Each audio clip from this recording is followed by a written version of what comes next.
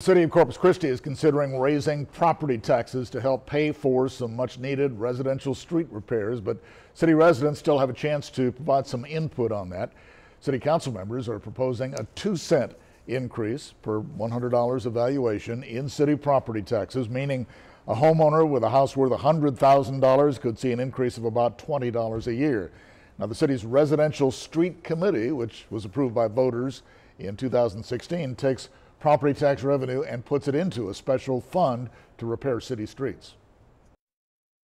So September the 18th is the date that the City Council is scheduled to adopt the tax rate, and the public has 2 opportunities to come speak, the first on August the 28th and the second on September the 11th. Request for a donation would not be... Again, that first public hearing will be August 28th. She says it'll happen during the regular City Council meeting on that day.